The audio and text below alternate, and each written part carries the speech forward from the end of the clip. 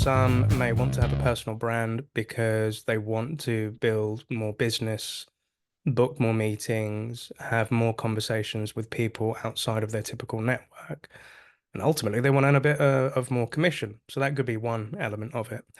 Another side could be is that they want to be seen as a subject matter expert in whatever industry that they're selling to. So whether it's finance, cybersecurity, HR, they really want to share content with the personas that they're selling to and being seen as a kind of a thought leader. You're listening to the Sales Today podcast, and I'm your host, Fred Copestake. On this podcast, we explore how sales professionals can develop a modern approach to winning business, the application of virtual selling techniques, how to create meaningful business relationships, and much more. Why not take our free collaborative selling scorecard to see how your sales approach suits today's environment? You'll find a link in the show notes. And welcome to this episode of the Sales Today podcast, where I'm delighted to be joined by Neil Bhuiyan. Neil is founder of Happy Selling, and today we're going to be discussing personal branding for salespeople. So Neil, first up, welcome, sir. Thank you very much for having me, Fred. Pleasure to be here. I should also mention that you're a podcast host as well, aren't you? I am indeed, sir. But this is your show, so let's keep it about you for the minute. Well, no, if it's my show and you're the guest, it's about you, isn't it? True, yeah. Well, no, it's about salespeople. And then the reason, like I said, when I invited you on, was I want to talk to you, is I think you can bring new perspectives to some of the stuff that I think, and maybe some of the audience think, around personal branding for salespeople. Yep. It does seem to create opinions and some emotions around that. So let's kick off, nice and gentle then. What do you understand by personal branding from a salesperson's perspective?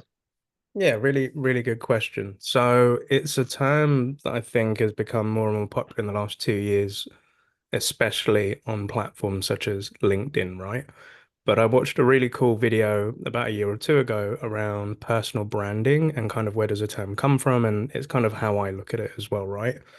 So branding comes from the term from cattle ranching, like with cows, when they brand the cows like with a nice hot iron.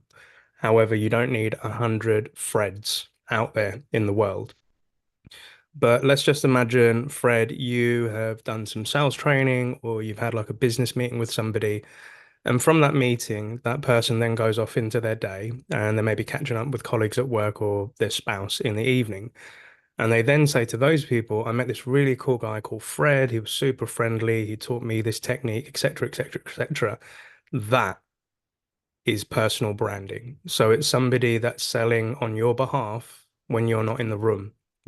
And it can also go along with your reputation of how people perceive you, especially in a digital world. So for me, personal branding isn't really marketing. Marketing is helping getting the message out there. But that personal branding bit is how people perceive you outside of you having a discussion with them directly. Brilliant. So you used a word there that I find people who I work with are more comfortable with, which is reputation. It's almost reputation management, reputation enhancement. And say I should explain the reason why I was particularly interested in talking to you is you work with SDRs. Yep. So again, that might not be a term that people who are listening to this recognize. Your gang will. But can you just explain what SDR is for someone who might not be so accustomed to that? Yeah, so SDR stands for Sales Development Representative, and it's a term that was coined within tech sales in the early 2010s. So you may have had a lot of people from Oracle, SAP that were called BDRs, so business development reps. And SDRs and BDRs typically focus at the beginning of a sales cycle in an inbound or an outbound capacity. So if it's inbound, they will be the sales reps that will take the leads that are coming through the website or booking the demo. They will then ascertain a fit and qualify them to an extent and then hand them over to a closer or what we may call an account executive.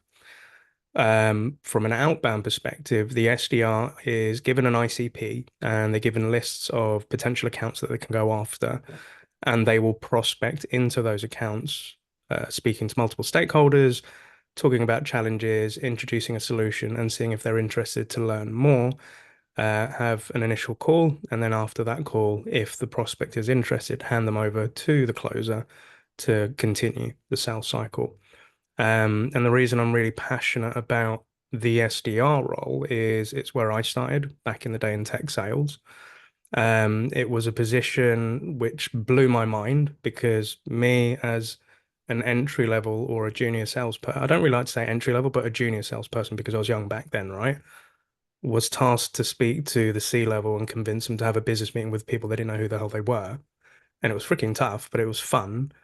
Um, but I also, throughout my sales career, found that they didn't get the love and respect that I wanted them to have.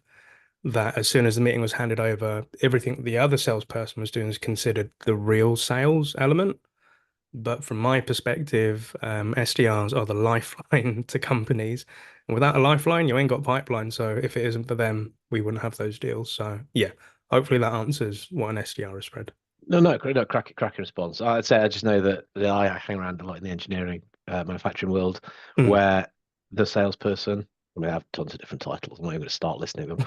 Yeah, Um, yeah, well, they're responsible for the whole lot, yeah. So you're talking about this role that gets the ball rolling, if you Mm. like, and they're going, well, we just look after everything. We have to go and visit them and meet them, and we work a lot with customers who repeat purchasing from us and all this sort of thing. So Yeah.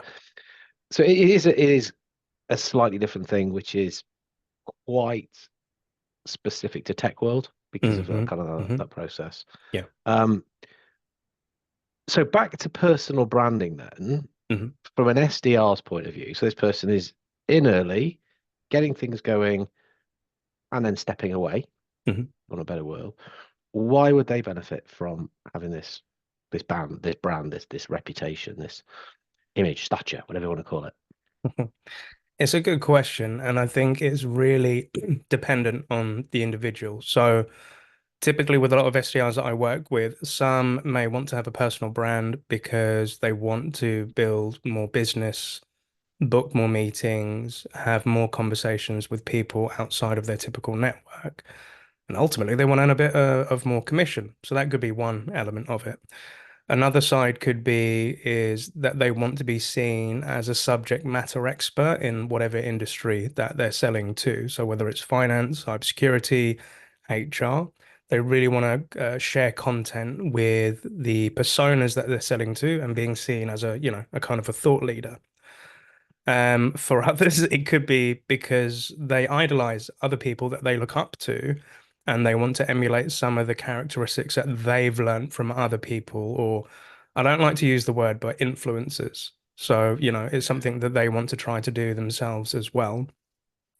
Others, it could be, they've had an interest in marketing and the messaging that companies have had, and to an extent, they're a little bit like a marketeer. They love creating content. They love creating video clips. They like to put out TikTok reels or, short YouTube clips and whatnot. So it can come, so it really depends on the individual, but I think all four of those are valid. But it really depends on, when somebody comes to say, Neil, I really want to like start improving my personal brand, my initial question is why, Hmm. right? And at the beginning, it could be just be surfaced of I want to book more meetings. I'm like, okay, but I want a little bit more context, like what's really driving this, where are you looking to go? And a really cool thing that sometimes I hear, Fred, is, these SDRs have joined a startup business where they're working very closely with the founders, and they have, aspirations of one day launching their own business and doing their own thing. So here they're given an opportunity to see how do you cut through the noise of hundreds or billions of other people and get recognized for the field that you're passionate about. Yeah, it's interesting, that one. And you did sort of kind of half giggle, or I don't know what you did. I have to describe it when he sort of went about sort of idolizing others and wanting to be an influencer, and Mm, the way I probably describe that is like seeking the spotlight yeah, rather than being the spotlight. Because yeah. the other ones, they shine a light on an issue, like Hmm. the subject the customer's interested in, the content that is going to help people do stuff. Whereas Mm, others seem to be like, hey, look at me, yeah. I want to be famous type of thing. I think that's probably why you check yourself, if I'm Yeah, right. That one, but yeah. yeah. Because that's the one which for me doesn't make any sense.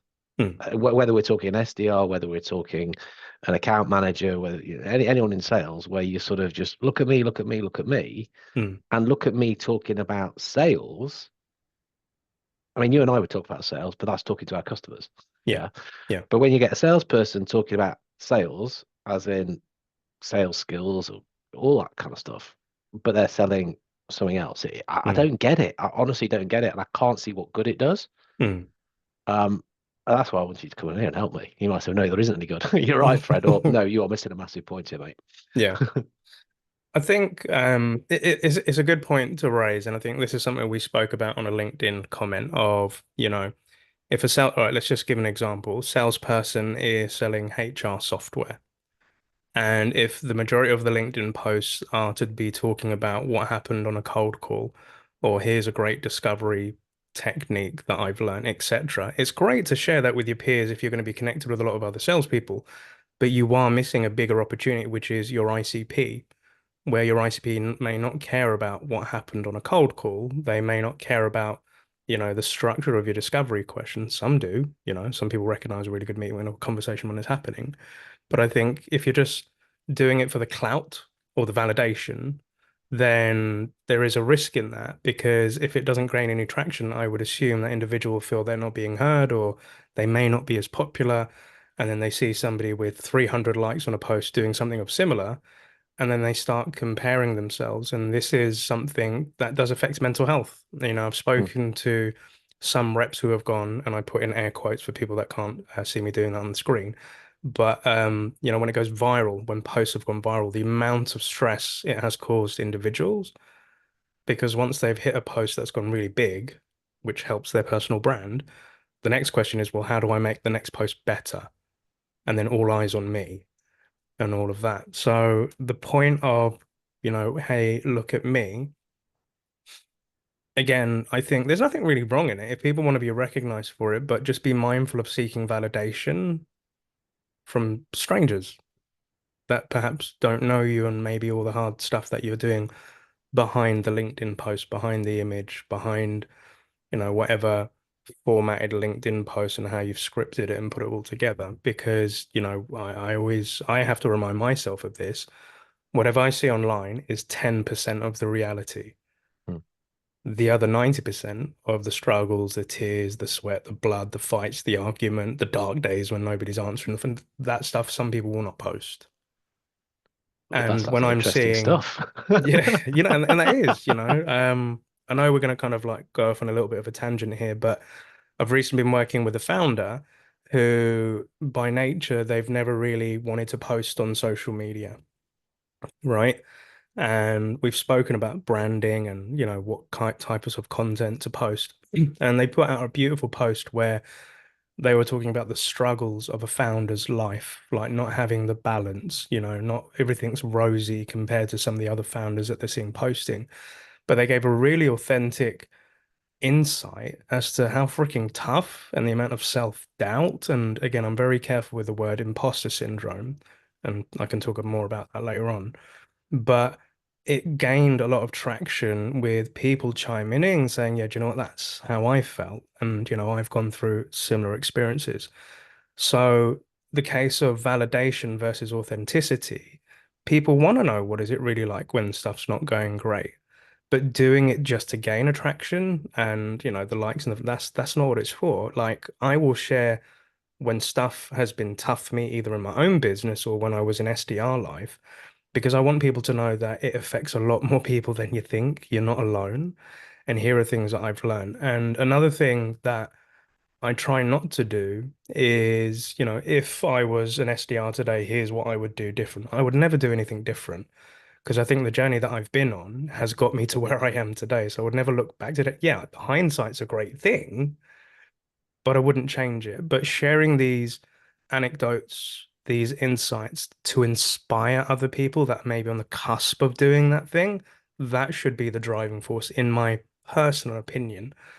And again, I've really been reading up on Stoicism, and I have to understand that what I'm saying to your audience today, this is my opinion. It's not gospel, and it's not something I'd want to shove down somebody's throat and say, this is how you have to do it, because that's what it's not about. It's what's right for you. and what you feel would benefit your audience. Yeah. No, that makes a lot of sense. As I say, my opinion has been salespeople talking about sales Mm, doesn't make much sense. mm, Um, because you're not really doing your job very well. And mm, actually, if you're saying, "Hey, look, this is sales and I'm doing it really well," well, no, you're not. You're supposed to be talking to customers, except you're not talking to customers. So mm. you've immediately not done your job well. Now, Yeah. maybe I'm a bit too simple, a bit too black and white on that. The way you've put it like that, in that there is more to the individual than the Mm, person who just sits talking to customers all day. yeah. So as with all things, there's elements of balance, isn't there? Mm, Um, And to be fair, when I'm training people in this, I will say, yeah, there's elements of balance, and we want to see a picture of your dog. We mm, want to know what you're doing all day. mm, Why? It's not Facebook, is it? Well, no, because you are a person mm, who is bringing something to the party, and it could be wonderful understanding of a customer's issues, mm, problems, concerns, the stuff that they would want to talk to you about, mm, but a bit about yourself as well. We mm. want to get that well, balance. I can't think of a better word really than Yeah. I think as to you an would if you were talking to somebody in a meeting room when the tea's being poured, yeah. that kind of thing, and then you get into the business bit. It is, and it's really great that you said, like when you're in a face-to-face interaction, I can remember my sales days of meeting sales leaders or selling to marketing directors. They always got to know you a little bit. So like every time my laptop opened, when I first became a dad, I had a big picture of my baby boy, and it was a comment, oh, so you're a dad? I'm like, yeah. Do you know what? He's a couple of months old, sleepless night. And that was that human element where people could see you past the logo, the badge of your company, but as Neil, an individual, a dad, a person. And I'll be honest with you as well, where your audience may say, this isn't Facebook, or, why are we sharing these personal things, etc. There was a time when I was in companies and I was either working as an AE, a closer, or I was working in an account management, and I wouldn't dare speak about the things that happened between my customers on that day for the fear that a customer may see that post and say, "Why are you talking about our internal company stuff?" There was a time where I didn't feel it was safe to do those things, but I think where are we? I think about 4 years ago, I think I put out a LinkedIn post saying, I'm calling it now. Next year is going to be the year of SDRs. I've just got it in my bones that they're going to be the future leaders and leading the way. And I started seeing more and more posts of, sales development reps talking about cold calling, or this happened with this type of objection, or I'm sending out these emails and this is a typical response I'm getting. But also aside of that, here's my team. We went out for a team lunch, or we went to a sales kickoff and we learned this, or I actually sat next to my CEO and did some cold calling, and he or she joined in with it. Because I think another important thing that I'm realizing with customers is, as sales trainers, we've always said that the customers, well, sales reps used to have the keys to the information kingdom. Prospects would come to them saying, what should we be thinking about? What should we be buying? But with the invention of the internet, customers are more informed nowadays than some of the salespeople. They're able to do their online research before they reach out to, said company and said sales rep. But people are now more interested in as to what's behind the scenes with that company. So one great person that I think is awesome at personal branding is Ben Francis, the founder of Gymshark. Mm-hmm. Right. I've been following Ben for a long time because, like me, he was a Pizza Hut delivery driver. I used to be a Pizza Hut delivery driver. I love that. And the fact that when he went to university, he had a couple of t-shirts, he got a sewing machine, he built his first variations of his Gymshark t-shirts. Now it's like £1 billion business. But the gentleman is, coming on camera on LinkedIn to say the struggles of what it was like going through those years of transition. What was it like when he first had his team? What was it like when he's just opened up his first shop? He shares, he's soon to be another father again, third time round with his missus. People are interested in the people and what's behind the brand and what goes behind the doors. Because I think if you go back 15, 20 years ago, you may not know what's happening inside Barclays Bank in the offices in Canada Square. Or you may not know, okay, there's a great startup like Adobe or a big established company, but you just may see them on the Silicon Roundabout in London. But people don't know what goes on in the office. that's the bit people are interested in, I think, more nowadays, because I know we're going off on a wild tangent, and No, no, apologies to the this is a audience. really valuable one, Yeah, particularly for people that I speak to more often, and I want them yeah, to hear this. So crack yeah, on. yeah, 100%. So I think, the beautiful thing when I decided to become a sales trainer 6 or 7 years ago was I would go to on site to go train a team. And I'm a man that loves pictures. I love taking pictures. Ever since I was young, I've always wanted, like, if all my mates on my personal Instagram, they're like, Neil, you take way too many pictures. You post too much. I'm like, I don't post enough. But I always had a habit that if I delivered the sales training and they were happy with what they received and the reps were smiling and I built a rapport with the sales leader, I would say, do you mind if I take a selfie of all of us? And do you mind if I post it on LinkedIn? Because there's one thing with Neil saying he's a sales trainer and creating a world of happy sellers, but I know it doesn't prove a point. But if I ain't got the picture, then it never happened, right? And I made this habit. And then it transformed into I would share snippets of the Zoom sales trainings that I'd be doing, moments where I would mess up as a sales trainer and say the wrong thing and the room laugh at me. Or if we were doing a role play with SDR versus SDR and it just goes off a little bit pieced, the funny moments, because the feeling that I was trying to emulate with my post is happy selling. So from my Mm. point of view, sales training didn't have to be just all corporate, boring, grey, monotone. It could be fun, you know, because I think when I was looking at my brand, it's in the word happy selling. I want people to enjoy the art of sales, the art of prospecting. Um, a question that I've been asked by a lot of decision makers. Neil, what differentiates you between you and your competition? I'm like, me. Like, there are a lot of great sales trainers out there. There's a lot of great methodologies and whatnot. But with me, I still remember what it feels like to be an SDR because I'm still an SDR in my own business. I know how tough it can be completely rejected, trying to break through the noise and emails and I know all of that. I'm still in the trenches. I still do it for my own company. But you can have fun with it, And it's kind of like that thing with Coca-Cola. They sell a feeling. That's the brand, that's the feeling that you're giving off to people when they interact with you, whether it be through a LinkedIn DM or like you and me, Fred, meeting up in London a couple of weeks ago. It's that impact, that feeling that you feed off of each other, whether it through comes on a piece of post on LinkedIn or somebody listening to a podcast like this. It's when they walk away from listening to this episode, they say, that Fred guy, he's freaking awesome. I love his line of question. That Neil guy actually said something to me today, which I never thought of before. Yeah, That yeah. is branding, in my opinion. Well, it's interesting that me answer. I think that's Mm, the one that I hope that people take away because mm, that is why we're doing it. yeah. It's so that people are able to say, "You, I Mm, want to speak to you." mm, Because of what I've seen, I've never met you hmm. apart from online. Yeah. But what I can see is you seem a decent person that does some interesting stuff with your life. Yeah. I mean, if it's just like cats, okay, Yeah. fine. Cat Mm. people, absolutely, they'll love me.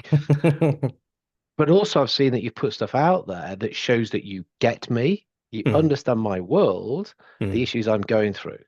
So mm, actually talking to you, it looks as though it could be quite fun and sort of easy enough and that I kind of know the person, but mm. that person is going to rock up with some decent stuff. Yeah. So they're not looking just for a mate. Yeah. Be careful not to be just putting that stuff out. Yeah.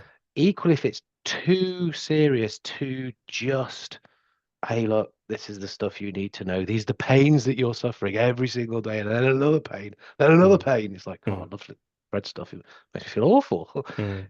It's that balance of stuff when I talk about Yeah. engage, entice, and educate. So Yeah. if we get that right, we can achieve quite a lot, Hmm. quite quickly, Mm. quite easily, once you get over the fact you have to do it, and quite Yeah. cheaply as well. Yeah. Yeah. Yeah. So I mean, I sort of just said there, that's kind of my little way of doing stuff, those three types of posting into Mm. whatever. So let's concentrate on LinkedIn. Yeah. Educate, engage, entice. Engage, it's the sort of, yeah, a little bit about me. It's interesting. Everyone can kind of like that. All billion people on it. Actually, they Hmm. probably won't because all the stuff I say, they don't. The educate is going to be more to the target audience, and I'm just going to accept that not many people will like this because I'm not Mm, talking to loads. mm, And then the entice is, oh, he's going to do something. mm. Again, you'll be careful with that. But if you're constantly asking people to do something, then Something. you're a Yeah. bit itchy and a bit salesy, and you Yeah. turn Yeah. folk off. So that's how I look at stuff, and get tons of posts about that. Actually, Mm. have you got a sort of little formula or way in which you produce stuff that people could nick, like It, me? no, it's a good question, and as I put out on a lot of my posts, is that I don't have a formula or a blueprint, and excuse the language with what I'm about to say, but I like the thought of fuck about and find out. I like to experiment. But if, like when I'm sitting down in, I don't know, a coaching session and somebody's like saying, Neil, I kind of need to come up with a formula to do this. I said, I don't really have a formula, but I can kind of tell you of how I manage the chaos of how I post and what I do on LinkedIn. Manage the chaos. Yeah, I like because that. it is again, my personal branding is my personal thoughts, my personal opinion, and I think a lot from the moment I wake up. And trying to contextualize it and put it into a post on LinkedIn, it isn't always an easy feat. But I do kind of follow some rules of how I post during the week. So for me, Monday is, as I was a former manager, it's Monday motivation. It's something to get you pumped up, to think about dusting the cobwebs of the weekend and invigorizing yourself to go get it this week. Because I'm a sort of dude that doesn't live for the weekend. I live for Mondays because it's a new week, it's a new opportunity, it's a new you. And this is something I always say on my Instagram stories every morning. It's like happy Monday, new week, new us, let's go get it. So Monday sort of posts are to inspire people and get them thinking. And, I might post at 8 o'clock in the UK because I know that's when people are perhaps on their commute to work. So that's kind of the motivation of my Monday post. Tuesday is always related to from a post about my podcast, so a social clip from that. And this is done on a Tuesday because now the Monday hype has rushed off. People are now getting into work, and it's kind of like a pick me up. But it's also shining the light on somebody in that SDR that I really respect and wanted to come onto my show. I want to uplift and elevate them, right? Wednesday, I kind of see it as hump day. People are like, oh, this week's not going that great, Fred. Like Monday, dials are down, da da da da. So Wednesday could either be a funny post, it could be a comedy type video about sales, how hard it is to cold call with your manager breathing down your neck or something like that. Or Wednesdays, I kind of say for the ad hoc. So it could be that, I've had a day of sales coaching or training or whatever it is on Zoom all day long. And I've had what I called glimmers that have happened throughout my day. So it could be spoke to a rep and they've said, I've been promoted, or Neil, I've hit target, or, that project that I was working on for the past 6 months, it's come into fruition now, it's popped off. And somebody has shared with me a happy moment in their day, and that could be what I'm talking about in my post. When it comes to Thursday, again, it's more motivated around another clip from my podcast. Friday is now it's the end of the week. Everybody's been slogging hard throughout the week, and it's just ending it on a nice positive. And it will either be two things. One could be another podcast clip, or it could be me just wrapping up how my week's been, the magical things that I've seen, or the tough stuff that hasn't worked, or, like I was on my Instagram on Friday and I said in my social story, I'm really peed off that my vendor for my podcast distribution platform has advised that they're shutting down in 30 days. And I'm like, I was talking about the Pareto's law. So 80% happy is when Neil's happy all the time, 20% is when I'm not happy. I can't be happy all the time. I'm honest with my audience. And I said that 20% is a vendor telling me that I've got 30 days to go find a new podcast platform to get my stuff out in Apple. And another moan and groan was somebody booked in some time to be a guest on my show. And I normally have a discovery call before they come onto the recording. 3 months in a row, they cancelled 2 minutes before that introductory call. And it leaves me scathing. And I'm like, I do this in my spare time. And, if you're going to book time in my calendar to come onto my podcast, but if you keep I have a rule of three strikes and you're out.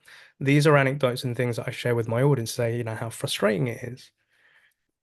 And then I have something called save it for the weekend. So I know as somebody that is on LinkedIn a lot, in between giving my son his lunch or, whilst I'm waiting for his bath to fill up, I will go onto LinkedIn and do a little bit of doom scrolling. And I know a lot of other people do that to escape. They're hooked. Yeah. So these are the posts where it may not fall into those categories, but it's something ad hoc, something about content creation, or it could be a podcast clip from a completely different industry or a different host, like Gary Vaynerchuk is somebody I idolize and I look up to. And it might be a post of his that I repost out or something like that. So there was a time when Neil was too scared to post. Then there was a time when Neil was thinking, what the hell do I post? But now I'm at a point where I don't have enough room to post. But the thing that doesn't hold me back, and again, excuse my language, I really want to make a t-shirt which says fuck the algorithm.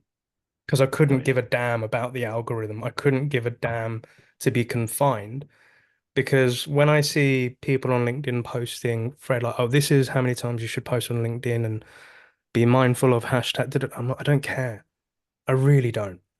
I just want to post because I want to post. And a conversation that I was having with a young SDR who said they wanted to, build their personal brand on LinkedIn and stuff. And he came in saying he's been given a lot of advice and he's seeing a lot of other people posting and seeing their frame. And I said, dude, don't do it because you want to. The only way that this is going to work is if you have the intent of wanting to do this rather than feeling you have to do this. And I said, when you're starting out posting, the thing that's really served me well is not the frameworks or the type of post, it's the consistency. So my audience knows every Tuesday a podcast clip will come out. They know that without a doubt. They'll always know Friday I'll either give some sort of wrap up or it will be another podcast. It's what my audience expects from me. So I said to this individual, just make sure you can do at least 1 to 2 posts. Two is like really if you're confident in doing, but minimum 1 post a week, but do that for at least 4 to 6 weeks. Make sure you can keep up with that. And once you're in a comfortable position and can do that, then increase it by 2, 3, and Neil's forever posting. And I get notifications from my LinkedIn and trying not to be too technical here for the audience, but you get the analytics of how your posts are performing, right? Some of my posts may only hit 200 impressions. Some may hit 5,000 impressions. I don't get too caught up on the numbers because the numbers are like opinions. They don't pay my bills. But my goal or my intent, Fred, was, when I came out of the pandemic and, everybody had to adapt their business and change in some shape or form, my unattainable goal or aspiration is to help 1 billion people. And the reason I say it's perhaps unattainable is I may not hit all those billion, but it'll be fun to continuously go that and it will just keep me going. Because if one person likes my post, in my opinion, I've hit quota for the day. If one person's mindset is shifted from a negative to a positive, I've hit quota, I've hit target. The goal is to get your voice and face out to people that don't know you, to get to know you better, because those people will end up most likely being your clients or buying your services. Top piece of advice. Again, could agree more on that. Absolutely. That's who you're talking to. Mm. Yeah. And keep on that track. That's the audience. So excellent, mate. Thank you so much for coming on. Thank you for having me. Thank you for listening to the Sales Today podcast with me, your host, Fred Copestake. I hope you've enjoyed what you heard today. If you did, please get in touch and hit subscribe. And remember, you can take the collaborative selling scorecard for free to check out how your sales approach works in today's environment. You'll find it in the show notes.